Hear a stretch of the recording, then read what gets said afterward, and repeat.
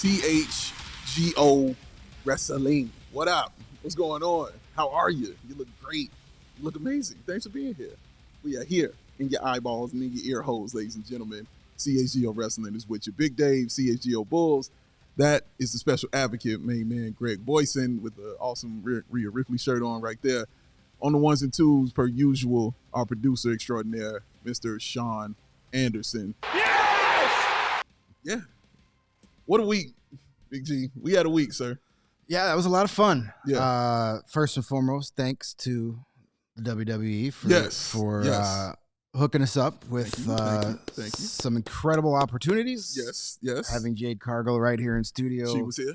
Getting to chat with QB1 Cody Rhodes at the United amazing. Center. And then being able to hang out in the press box and watch the Elimination Chamber event was a cool experience. So first and foremost, thank you, WWE, for all of that access, which hopefully leads to more wonderful things in the future. A lot more stuff like that. Hopefully they enjoyed what we provided, because we certainly enjoyed the opportunity. Yeah, it was great. And just meeting other people, like getting to talk to Jay Hood and seeing Kyle there as well. And then just meeting new people, you know what I mean, in the press box who do this as well. Like all that was just mad cool, bro. Like I enjoyed all of it. So no, it was great. It was a lot of fun. It was great fun work. And shout out to everybody at CHGO behind the scenes who absolutely helped us immensely do this. They don't give a shit about wrestling, but they cared enough about me, Greg, and Sean to put their best foot forward and do things for us and handle that. So shout out to Sarah, who was incredible for us, man. Shout out to Chloe, who was also incredible. Shout out to Dev, like just everybody who helped. Jay Zawoski chipping in, Mario chipping in. Yeah, man, just everybody was very helpful, and yeah, it was really cool, bro. And I know you and I, we talked about it. Like, we really do appreciate that, bro. Like, just when we see that kind of love being shown to us for something that's just basically a passion, you know what I'm saying, that I and Sean have, man. And yeah, people showing love for that. I'm humbled and grateful by that stuff. Like I really am. So thank y'all, and thank y'all again. And if I see y'all faces again, I'm going to thank y'all again to your face again. So, well, while we're being gushy and thank you, then I need to thank you, my friend, because as I put out on X, sitting there getting ready to talk to Cody Rhodes, arguably the biggest name in wrestling today, face of the WWE. I just couldn't help but think of that lunch you dragged me out to a little over a year ago, and be like, hey man, I want to keep doing this, but I'm not doing it without you. I'm not. And this man is a very hard man to say no to, and I'm thankful and grateful for that and everything that we've been able to do since then. My man, I appreciate you, bro. Oh, shout out to Chris, our sales guy, Chris, and shout out to Jake as well, man, for all they did also with this. So yeah, hopefully we get to do this again. Like I said, I'm not doing it without you. So just know that.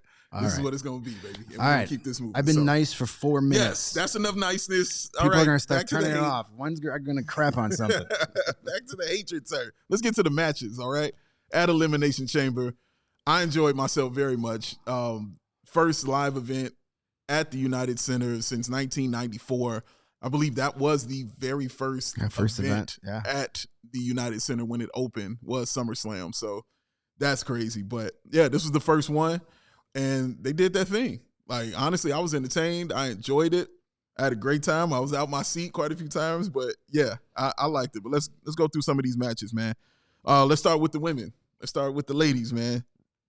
Alexa Bliss, Kiana James, Asuka, Tiffany Stratton, Raquel Rodriguez, and Rhea Ripley all got into the Elimination Chamber to find out who would take on Jade Cargill for the WWE Women's Championship, and the winner was Rhea Ripley, sir. So I know you were pretty happy to see that. How did you feel about the match in general, and how do you feel about Rhea being the winner? The match was good. I think it really helped get Raquel Rodriguez up to another level. I mean, she's really, to me, over the past year, she's probably the most improved. Yeah. women's wrestler. Yeah, she's gotten a lot better, and they really let her showcase how dominant she could be. I thought halfway through that match, maybe they were going to even have her win it. Oh, okay. But I think when you're still talking about a world title match at WrestleMania, that's the pinnacle, of the business. Mm-hmm. Not sure she's quite ready for that. So, when you look at it that standpoint, Rhea Ripley was the logical choice. Okay. Especially when you have Jade, who, as awesome as she is, still relatively inexperienced as far as those kind of moments. Like she's been in WrestleManias before, but it's been in a six-person tag. It's been in a 3-way. She's not had a one-on-one match. So now getting her in the ring with Rhea Ripley, someone who she's going to have a great match with, who's going to make her look as awesome as she is. Yeah. I think it's a perfect fit. I'm looking forward to that match. That's going to be a good one. Yeah, that's just two powerhouses, honestly, kind of going at it. It's not going to be anything technical about that one, man. Like, it's going to be physical. And I think in Mania, you just want the two biggest names. And the ones right now who've had the best years, I would say, are those two, are Jade and Rhea. Obviously, Naomi was having that year as well, but having a child, shout out to her for that. But Jimmy Uso ruined another Jimmy push. Usos. Them Usos, man. Them Usos, brother. Oh, man. But, yeah, I'm excited to see it, honestly. Yeah. And I think the build up to it I'm excited about that as well because, Rhea, excellent, on the mic. Jade, as you saw when she was here, excellent on the microphone. They can really sell this and really build this up. And, yeah, just make it just what it's supposed to be, when you're going into WrestleMania, bro. Sometimes so I'm excited. You don't need to overthink the WrestleMania matches. You go with what you know is going to work, and that's going to work. Raquel Rodriguez would have been interesting because you could have made it, you had both of the Judgment Day, Liv Morgan's going for the other title. She's going, that could have kept that kind of thing going, maybe some friction between the two. Yeah. But that's not as good as what Jade and Rhea is going to bring to the table. So don't overthink it. Don't get cute. No. Take your top stars. WrestleMania is supposed to be for the top stars. Those are two of your top stars in the division. I don't think Raquel is there yet. Not yet. Not yet. But she's definitely in that trajectory to enter that realm. I think she's a heel turn away. You know what I mean? I know she's a heel, but when I say heel turn, I mean like turning on her crew. Yeah. When I say that, like she's that kind of like heel turn she away. wants to get heat, screwing Dominic Mysterio out of his title. Yeah. That's the way to get heat. That's the way. Because that man's over. Super over. Yeah. So we'll see how that goes. Okay. But match was good. Yeah. Kiana James definitely was impressive. Yeah, she showed out, bro. I haven't admittedly seen a lot of her matches, but she was impressive. Yes. So it was a good start to that match. I always enjoy the women's when they do like the men's and women's same type of matches on the same night, be it War Games or Elimination Chamber, Royal Rumble, whatever it is. I tend to enjoy the women's more. That's true. Because they go at it a little more. And, I would say it was pretty even between the men's and women's matches. Yeah. I think if it wasn't for the way the men's, and we'll get into it in a little bit, sure. If it wasn't for the way the men's match ended, the women's match would have had the nod as far as which one was better. Yeah, the women's match didn't need and I'm not saying this as a diss, but the women's match didn't need the bells and whistles. No, it didn't need as Pat Patterson used to say, the gaga. Yeah. No, it didn't need it. Just go out there and do what you do, and that's what we got. It was a good match. Yeah, you're right about Kiana James, man. Like I was talking about it too. Like, yeah, she's a powerhouse kind of wrestler, but she was wrestling, bro. Like she was doing her thing. Well, and you could tell that, and we talk about this all the time about how it's the fans who get to decide what happens in pro wrestling ultimately. Yeah. And one of the biggest reactions of the night was when Raquel Rodriguez got eliminated. Yeah. They weren't happy. Most of the crowd was booing. They were not happy. So they were behind her. So there's another. It's a nice push there. Another sign that she's ready to take that next step. Yeah, agreed. All right, let's go to the next one, man. AJ Lee against Becky Lynch for the Women's Intercontinental Championship. AJ Lee ended up taking the title. The match looked like what I thought it was going to look like. I didn't think AJ was going to be just super technical or just like she's been in the ring. You know, she looked like she hadn't been in the ring, you know, for a while. And you're going against Becky Lynch, as you always say, you know, who can make a pool stick look good, make a broom look good. Excuse me. Either one. Either one, right? She can do both, 3-way, and that's exactly what she did. Yeah. Like she made her look just excellent, man. So she carried the match for them, but you know, AJ's no slouch or anything like that. But you could just tell she hadn't wrestled, you know what I mean, in a while. And yeah, but I thought it was the right move, honestly. Putting the belt on her, it sets up a Mania kind of situation for them. So you can easily put the belt back on Becky, which we saw them do previously already. So she's made that title super relevant. Absolutely. Just having her with it, man. But yeah, that's how I felt about it. Yeah, I mean, it makes sense. And as you said, like I don't think this is gonna be a long title run. Like I think the Honky Tonk Man's run as IC champion, I think it's safe. Okay. I don't think she's gonna come anywhere near that. Okay. But like the point of giving it to Becky in the first place was to give that title credibility, because that title is what, just a little 2 years old, if that. Yeah. And you know, it's been known, you know, if it's going to be the IC title, it's going to be the workers title. It's going to be, you know, that's the history of that belt. It's you know, it's not necessarily your biggest star that has that belt, but it's your best wrestler that has it. Correct. And now that Becky's given it that credibility, and AJ Lee will give it more of that name recognition credibility. Now I think maybe you can kind of go back to giving it to one of the up and comers. Okay. Maybe this is where Raquel Rodriguez takes another step, or you know, one of the other couple, you know, up and coming, you know, Kiana James. Maybe she makes a push for it. I would like to see the IC title go to be kind of what it's always traditionally been, is like, that's where like you get the IC title before you get the world title. Yeah. Now that you've established some credibility with, you know, some of the all-time greats holding it. Yeah, and the workhorse title always. IC title was always on the line. You know what I'm saying, for something. It was always the workhorse title, and the US title was the same. Yeah, different companies, same idea. Yeah. Where it was like back in the day, you know, when the Intercontinental title match on a big show was usually better than the world title match. That's true, and not even close. Yeah, no, it was about the star power with the world title. With the IC title, but Becky Lynch, man, like she does both. Say enough about she's got the star power, and she's got the work, the work ability too. Like I can't, like, even leaving after that match, and she's arguing with the ref. You know what I mean? Still setting that up. You know what I mean? Because it feels like that's going to be something that could happen, you know, at WrestleMania. Because from what I'm hearing and what I'm being told about the ref, you know what I mean, practicing her moves a little bit, getting right. Yeah, maybe. You know, and one thing to credit to Becky is, every time she reinvents herself, she gets herself over with her new persona. You know, she's always changing something about her. She's kind of like, you know, the David Bowie of the women's division, where every 5 years it's something different. But it works. She gets it over. Like this new persona that she's gotten it over. Her social media stuff over the past few months has been fabulous. Like she's gotten this version of herself over again. And which means when this version has run its course and she wants to go back to being, you know, the man or whatever else, she'll be able to do that, and nobody will think twice. No, you're not gonna bat an eye looking at this thing at all. All right, let's get to the World Heavyweight Championship. Finn Balor, who I think Shawn Anderson looks like, against CM Punk. Finn looks like Shawn.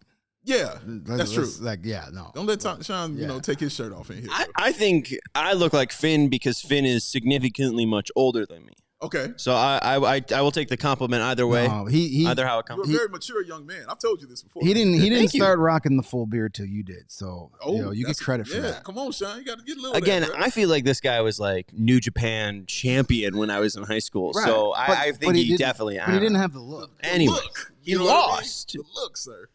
Here's another situation where Finn Balor suffers building character. Yeah, I mean, unfortunately, it's kind of what Finn is. Like I can almost get there, but I can't get over the top guy. It was set up. I mean, come on. Like, we all knew no, what this was going to be, this right? was You know what I'm saying? anybody who thought Finn Balor was winning this match was out of their mind. There was no way CM Punk was losing in the United Center. You see the introduction? Yeah. A month before WrestleMania. Yeah. Like, it's just not happening. Yeah. But all that being said, this was the best match of the night. Oh, please. This match took a little while to draw me in. Okay. The first 6 or 7 minutes, I was kind of like, all right, whatever. But then when they got going and they got their legs under them, they put on a hell of a match, which is what you're going to get with those two guys. Yeah. And then those two guys together, even better. CM Punk gets criticized for a lot of things. Sure. I've criticized him for a lot of things over the years.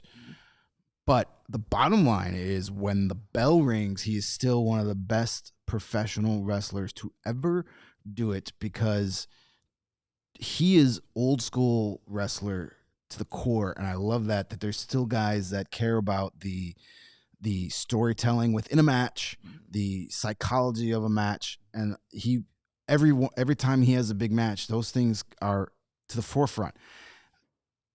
Part of the biggest problem with pro wrestling today is everybody just wants that spot. Yeah. They want that 20-second clip that can get 1 million views online. They don't care about the overall match. They don't care about the story. True. They just want that viral clip. That's not CM Punk. CM Punk tells us his story, as great as he is on the mic and doing promos and all that stuff and trash talking from bell to bell. There's no one that does pro wrestling better than him. I mean, that's hard to argue, bro. Like, I mean, listen, can I talk about this intro for a second? Like, it was that spectacular. man. Look, bro, as a Bulls, the dude who covers the Bulls and a Bulls fan, just hearing that song come on, I was like already charged. And then I heard Ray Clay right there with it. Oh no, bro. And then when the banners dropped, I was, oh yeah, the nostalgia was just flowing, dog. It was crazy. And I mean, he did it right. You know what I mean? Like to do it that correct. And I remember when it happened immediately, I got to learn from ESPN immediately. Like, hey, guess what? Look at this cool thing that just happened right here. But no, bro, that was absolutely cool and absolutely awesome, paying that homage right there to the 90s Bulls. And then wearing the Blackhawks gear. The ring attire, man. Yeah, with the trunks and the boots. With the stripes looking like the socks that the Hawks wear. And he had the Tomahawk C on his trunks. Yes, he did. You knew he was going to. I mean, he's a big Blackhawks fan. So the Bulls intro, the Hawks gear. Finn Balor should have just walked out at that. Like, I got no shot. I'm leaving. But thankfully he stayed, and they gave us a heck of a match. And I think CM Punk Roman Reigns at Mania will be a really good story, because those are two guys, again, that Roman Reigns is the same way. People can criticize his in-ring work. You know, he's only got 3 moves. Okay, maybe. But he cares about the storytelling. Like, look at the whole bloodline angle. That was nothing but storytelling. Every single match got you to the next page of the story. So I think those two guys will put on a really good, and the buildup is going to be fantastic. You know, don't think for a second that Paul Heyman's not going to somehow get in this, as both of those guys have been screwed by Paul Heyman in the past. That's a great point. Don't think for a second that somehow that's not coming up at some point, and maybe gets you wondering, you know, if he gets involved somehow. Again, don't overthink the WrestleMania booking. Go with what you know is going to be good, and that's a match that people have wanted to see for a long time. You're right. Yeah, and they're going to get to see it. No, it's one I'm looking forward to, man. Like, I didn't understand, or I shouldn't say understand it. I wasn't fired up for it until they had their in-ring, you know, on the mic together. And man, like after I saw that, like, it's been a while since I went back and rewatched promos. You know what I'm saying? And I went and rewatched that a couple times. Like, damn, bro, like, they was so good. And Roman, I mean, just so good. Like, you can see the pride on CM Punk's face when he left the ring, because he was looking like, yeah, bro, like yeah, fine, yeah. You here. This is where I've been wanting you to be, is here at this level. And Roman was there. Like, he met him right there, and he exceeded him, which is something you rarely see, you know, unless it's like against some of the greats, like a Cena or somebody like that. But on that mic, it is hard to go against CM Punk. And he went head up, and he got one on him, bro. And for me, when I saw that, that felt like Mania. And I was like, okay, I'm ready. I'm ready to watch this. And now you just got me more excited for the build up. Just even seeing that, and even the tweet that you showed me that Roman Reigns put out, bro. Like all that stuff, man. They're doing this one right. Yeah, and it's a little continuation, of course, from last year's WrestleMania when they were in the was that a triple threat or a 4-way? I can't remember. I think it was just a triple threat. I think it was a triple. Yeah, triple. With Seth. Mm-hmm. And then Paul Heyman did the double cross on both of them. Yes. So now they can kind of finish that part of the story. Yeah. And I think they'll do a good job. As far as I know, it's the first one-on-one match, at least on such a big stage. Yeah. For those two, yeah. So yeah, it's kind of like, it's kind of like when you get to play like fantasy draft where you're getting guys from different eras. So you get the guy that was, the man for a couple years with Punk. Right. And then when he went away, Roman Reigns kind of took that spot. Right. And now, they get to go head to head. So that'll be a lot of fun. No, it should be fun, bro. Speaking of Heyman and Rollins, the men's Elimination Chamber match. Real quick. Oh, go ahead. Old school Raw in 2014. Roman Reigns defeats CM Punk in a 16-minute match. Okay. So 2014, that's the last time? And looks like only time they were one-on-one. Wow. So this would be... And it was for nothing. Well, it was old school Raw. So that had no to be, title on that had to be the Shield era, wasn't it? It was. Yeah. It had to be, bro. Wonder if he had some help to win that match. Bet he did. Roman won it. So, I mean... okay. Yeah. Okay. Damn, that's a long time, dude. Like, it's over 10 years. You can sell that right there as well. And first meeting in over 10 years. Yeah. I mean, it should be... I'm looking forward to the build-up probably more than the match itself. Yeah, true indeed. True indeed. That should be fun. The men's Elimination Chamber match. Cody Rhodes, Logan Paul, LA Knight, Randy Orton, Javon Williams. That's a joke. Javon Evans and Trick Williams. Well, Randy Orton came out on top, and I remember you being really surprised by that. I don't know if you were surprised by that, Sean. I'd like to know. A little bit. I mean, I think it was cool to see, vintage Randy Orton, if we want to take a thing from Michael Cole. Sure. The one thing I wanted to complain about was just the Elimination Chamber where 6 men get locked in and there's constant interference. Yeah. Like, I mean, this is the 3rd straight year where somebody's gotten into the cage. Somebody compared it to when Edge knocked out Kofi, but Kofi also had never stepped into the chamber. He was making his entrance. Yeah. So I thought that was a good way to like flip it onto his head, like the ultimate opportunist again, taking another way in where, again, they just like to make this stuff sloppy. Yeah. Let's have a masked man for no reason. Let's have the masked man be unveiled so people are totally surprised when Seth Rollins shows up here on this night. Like, I don't know. The surprises aren't really that surprising anymore. No. And it's just quite annoying that you just can't have 6 guys fight. It seems like a lot in an elimination chamber. It's a lot of people. The chamber should do enough for you. I had literally said during that match when like Drew McIntyre got in the ring, I literally turned to Dave. I'm like, why isn't anybody closing the effing door? Like, why are they just leaving it wide open here? Like, you did have a lot of overbooked madness towards the end. Yeah. Overall, I was surprised Randy Orton won, and I enjoyed that. I figured this was Cody's match. Yeah. And it looked like it was going to be that way, and then you had the ending, and Randy wins, and that now then leads to Cody versus Drew McIntyre for the title on SmackDown, and everybody's kind of predicting that Cody's going to win that. You'll get Cody versus Randy at Mania. I'd watch that. I'm all for that. Yes. Some people think you still might get Jacob Fatu involved somehow. That's and true. Maybe make it a 3-way. Maybe it's a 4-way. Maybe Drew McIntyre is getting a match against Nick Aldis at WrestleMania. I've heard that. So there's a lot of ways this can go, but I think, again, don't overthink it. Cody versus Randy at WrestleMania. Yeah. Yes. Well, don't Cody versus Drew at WrestleMania. Meh. Nah. But don't the other Randy versus Drew at WrestleMania. Meh. The second part either, because I think it's easily Jacob Fatu and Drew McIntyre. I think that's your match right there for WrestleMania, because you can easily set that up and say he's the one that put Jey Uso in that ambulance. And yeah, Fatu, oh, that's my family, that's my people. You screwed me out again. And when he kicked my teeth down my throat, all that other kind of stuff. So him screwing Drew, let's say he screws Drew right out of this, man. boom, there's a build up right there, man. Yeah. So I'd watch that. There's a lot of ways that it can go, and it makes it intriguing. Yeah, which is good. Yeah. Overall, though, the match it's okay. A little disappointing. Yeah, like yeah. Trick Williams was kind of just there. Oh, wasn't a lot. His entrance was awesome. Yeah, I can't wait to talk about Trick. Go ahead. The crowd was into it, and then it was kind of like, there he is. And Javon Evans really didn't get to be Javon Evans. That's true. And then LA Knight. Go. See, you could see why the crowd wants LA Knight to be world champion, but the WWE hasn't let him be world champion because every time he's right there. Yep.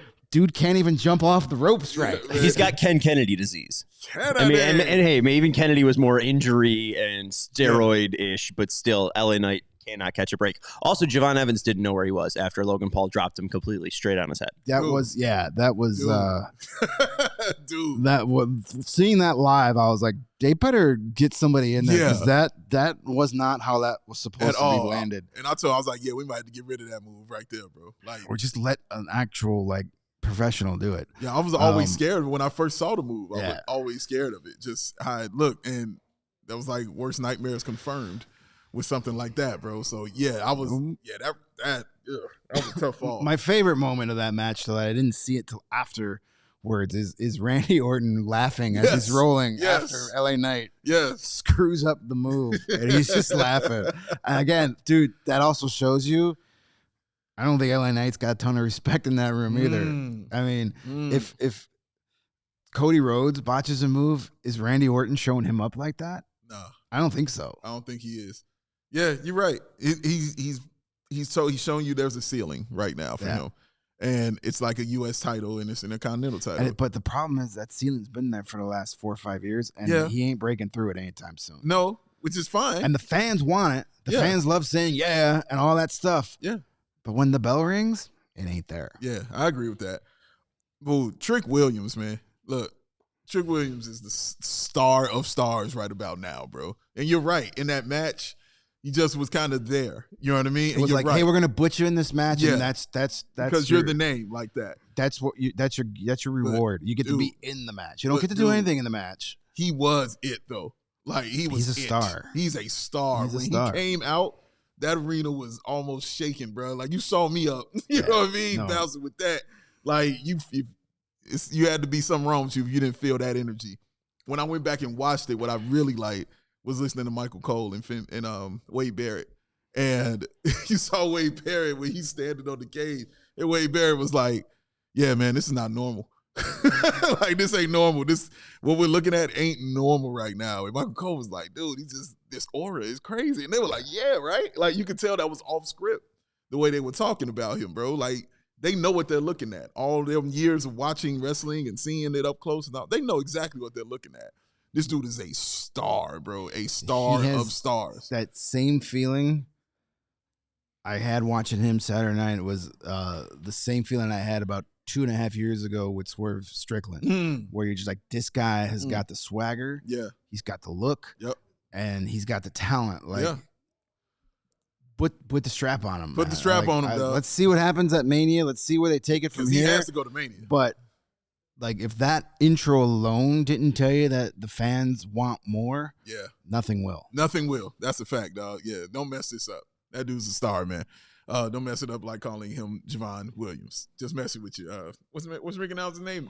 Mark? Kevin Nash. Let's just call him Kevin Nash. It's not. But like, until he gets the names right, we don't have to get his name. It's all right, man. I think Mark Nash is his name. Final thing. Young man who made his introduction. I don't want to butcher his name and call him D'Artagnan, but you can call him Danhausen. Danhausen. What a wet fart that was. I'm going to preface this by saying I like Danhausen. Okay. I've been a fan of his for a while. And good for him reaching the pinnacle of the business. You got yourself a WWE contract. Good for you. I'm happy for him. Yes, regardless if it's because he's CM Punk's buddy or whatever. Don't matter. Doesn't matter. You got it. The check's clear. Yep. It's in your bank account. You're getting paid. Yep. But what the hell was that? And it got booed because, not because necessarily they hate Danhausen. Right.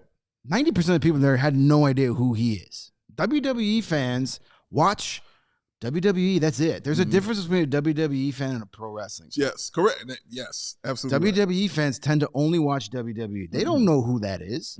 So here you are spending weeks in the build up to WrestleMania with this big surprise. You're at a premium live event. People are paying premium price tickets to be there. And out comes the son of Svengoolie and some painted up go-go dancers. Of course they booed it. Rocky Horror Picture Nobody Show, knew man. what the hell they were like, looking at. I was mad confused, bro. I'm like, wait, who is this? And I don't and think, I watch AEW. And I like you need, not all pro wrestling needs to be serious. I like the comic relief. Sure. And he'll be the next Boogeyman. He'll be the next R-Truth or Santilla Morella. Great. He could sell merch. He's got a look. He's got an icon. He's gonna provide the comic relief.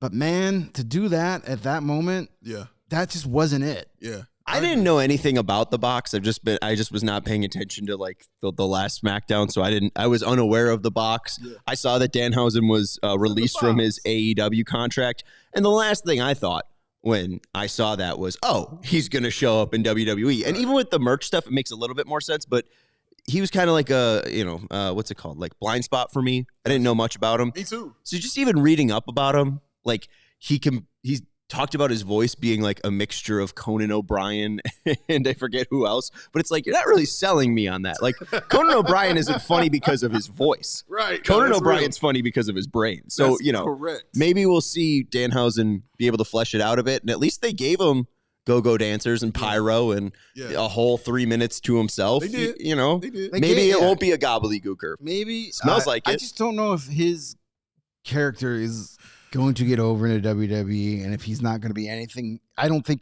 he's going to be anything more than just a funny guy that is a jobber.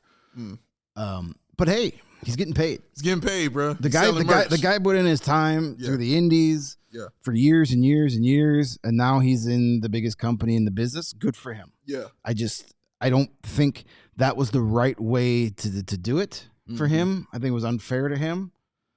Just the same way with Powerhouse Hobbs, Royce Keys, you debut him in Saudi Arabia, Royal Rumble, where nobody knows who the hell that is. Correct. And again, like, you got to build this up properly. You have to realize that most of your audience doesn't watch AEW or Ring of Honor or any of the indies. They only know what is on NXT and what's on SmackDown and Raw. Yeah. So if you got a new talent, you have to do a better job of introducing them to your audience and just going, oh my God, do you know who that is? No, I don't know who that is. Please tell me. I also feel like, I don't know if he's going to be necessarily a Raw or SmackDown guy. I could see him getting worked into AAA. Mr. Iguana has been doing a decent job there with his character. Immediately when I saw him. El Lucha, whatever, the Chad Gable character that he seems to be doing well, at least in El Grande Americano seems to be doing decent in AAA. So, maybe Danhausen with the look and the character could be a AAA guy. Maybe. Cool. I mean, it'd be interesting to see where they come for him, but it definitely was not. I don't think it was worth the build. I don't think it was, especially on the road to WrestleMania. People want something more. And then to get something that came straight out of like 1988, you could tell why people were upset. They were just like, I waited 3 weeks for that? Like, come on, man. You're right. But overall, Elimination Chamber, enjoyed, had a great time. It was phenomenal. Thanks to everybody, as we mentioned, involved. I forgot to mention, shout out my man, Ryan Herrera, man. Like, he was instrumental in making this happen, bro, and really, truly appreciate you for all you did, man. And shout out to Brian, who I met, who I was talking to pretty much that whole time at the presser, man. He knows his stuff, man. Go on Instagram and follow him at Vigilante Talks. Follow him there. He knows his wrestling, bro. Like, he is about that life. So, and really good, and really, really damn good. Get some real good interviews and all that stuff. Always traveling and covering WWE events, man, all over the world. So, yeah, follow him, Vigilante Talks on Instagram. We're going to get out of here. We'll catch y'all next time. For my main man on the ones and twos, that is our producer, DJ Sean Anderson. This gentleman, always wonderfully dressed here. Special advocate, Greg Boysen. Let them know where they can read your stuff at, Greg.